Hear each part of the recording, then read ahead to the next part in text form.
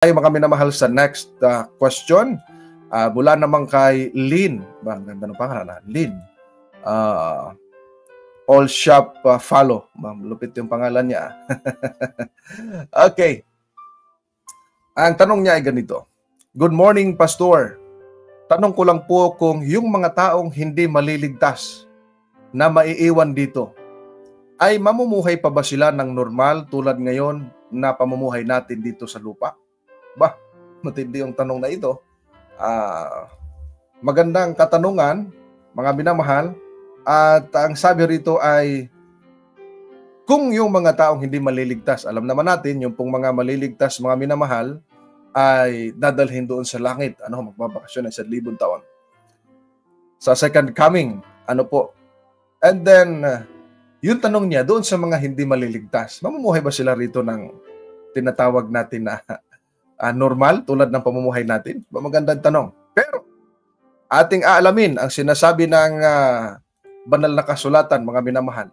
Pagdating po ng ating Panginoong Hesus, alam naman natin na may madatnan ng ating Panginoong Hesus na mga matuwid at mga masama na mga buhay o mga makasalanan. Doon po sa mga matuwid, yun yung dadalhin sa langit. Yun yung mga tinatawag na maliligtas, magmamana ng buhay na walang hanggan. At sa pagdating ng ating Panginoon, yung mga hindi maliligtas, hindi sila kayang tumingin sa ating Panginoong Hesus. Tingnan ninyo ano mangyayari. Basahin muna natin ang Apocalypse chapter 6 o Revelation chapter 6 verses 14 to 17. Pwede pala tayo mag-extend dito ng kaunti.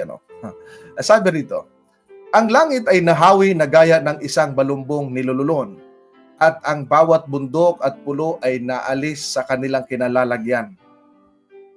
Verse 15, ang mga hari sa lupa, ang mga prinsipe, ang mga pinuno ng hukbo, ang mayayaman, ang malalakas, at ang bawat alipin, at ang bawat malaya ay nagtago sa mga yungib, sa mga bato, at sa mga bundok. Kita ninyo, ito yung mga tao na mga unrepentant people. Verse 16, sabi rito, at sinasabi nila sa pagkabundok at sa mga bato, mahulog kayo sa amin, at itago ninyo kami mula sa mukha ng nakaupo sa trono, at mula sa puot ng kordero. So ito yung pakiusap nila sa mga bundok at sa mga bato. Mas gustuhin nila na matakpan sila at matabunan. Verse 17, ang sabi diyan, sapagkat dumating na ang dakilang araw ng kanilang pagkapuot, at sinong makatatagal?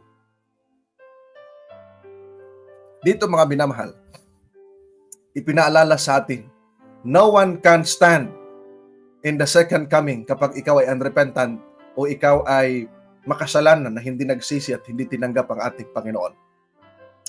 Ito yung mga karanasan ng tao. So, sa kanilang pakiusap, badatnan sila ng Panginoon na mga buhay, pero ano mangyayari sa kanila? Kasi ang tanong ng kapatid, pamuhay ba sila ng matiwasay? No? Aba hindi, sapagkat itong sanlibutan ito ay guho ito. Sira-sira ito, walang bahay na nakatayo, walang syudad na nakatayo, sapagkat ito po ay maguguho ayon po sa Apocalypse Kapitulo 16. Ay doon sa 19 hanggang 20 o 21. At talaga namang wasak ang kalagayan ng sanlibutan. At yung mga masamang buhay, pakinggan ninyo ano mangyari sa kanila pagdating ng Panginoon. Ikalawang Tesalonica 2:8. Ang sabi po mga kaibigan at mga kapatid ay ganito, at kung magkagayoy, mahahayag ang taong makasalanan na siyang pupuksain ng Panginoong Hesus sa pamamagitan ng hininga ng kanyang bibig at lilipulin sa pamamagitan ng pagkahayag ng kanyang pagdating. Ayun. So dito mga minamahal na mga kaibigan at mga kapatid, ipinakikita ho rito, kapag dumating na ang ating Panginoong Hesus sa ikalawa, yung mga masama ng badat na niyang buhay ay papatayin niya, hihipan niya, and they will all die. At ang sanlibutan na ito ay magkalat ang mga patay na tinatawag natin ng mga walang, para maging sementeryo ito na malawak, dahil hindi sila ililibing, hindi sila tataghuyan, walang iiyak sa kanila, sapagkat yung mga maliligtas ay dadalhin ng Panginoon sa langit, mga minamahal. At dyan mag-start ng tinatawag natin 1,000 taon. At sa panahon na yon, wala pong buhay ng mga taong masama sa panahon na yan. Wala po. At ayon pa nga po sa aklat ng tinatawag nating Apokalipsis, Kapitulo 20, versikulo 5, tingnan ninyo, hindi sila mabubuhay. Ang mga iba sa mga patay ay hindi nabuhay hanggang sa natapos ang 1,000 taon. Ito ang unang pagkabuhay. So in the first resurrection, ay hindi po sila mabubuhay, kundi sila ay manatiling patay. Ang unang mabuhay, yun yung mga dadalhin sa langit, mga minamahal. At kapag sila bubuhay na, doon sa ikalawang pagkabuhay, yun yung panahon na sila ay susunugin na. Ano ho? Si Satanas ay lilinlangin sila at gustong agawin yung bayang banal na ibababa mula sa langit, na ang tawag nito, mga minamahal, ay New Jerusalem. At ang sabi po sa verse 9 hanggang 10, sabi diyan, umakyat sila sa malawak na lupa at pinaligiran ang kampo ng mga banal at ang lungsod na minamahal.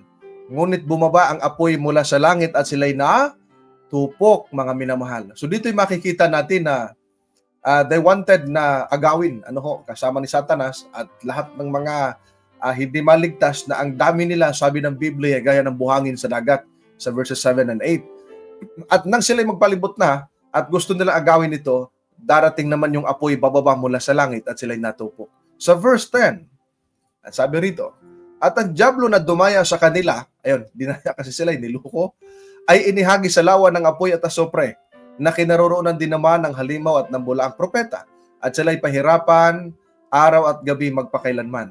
Ang tanong, hanggang kailan yung magpakailanman? Hanggang sa sila'y mapulbos. Ang kahulugan po ng magpakailanman dito sa context na ito, ay hanggang sa sila'y nabubuhay pa, ay sila po'y susunugin at hanggang sa sila'y magiging abo. Tingnan ninyo sa Apokalipsis Kapitulo 4, Malakias rather. Malakias Kapitulo 4, versikulo 1 at 3. Ang wika po ay ganito, sapagkat narito ang araw ay dumarating na gaya ng nagniningas na pugon, na ang lahat ng palalo at lahat ng gumagawa ng masama ay magiging parang ipa. At ang araw na dumarating ang susunog sa kanila, sabi ng Panginoon ng mga hukbo, ano pat hindi mag-iiwan sa kanila ng ugat ni sangaman. Kaya talagang pupulbusin ang mga masama pagdating ng final judgment o ng ulan na apoy at asupre mula sa langit. Yung ulan, ibig sabihin ay bababa yung tinatawag natin, mga minamahal, na apoy at asopre. At sa verse 3, ganito po ang ating mababasa sa verse 3.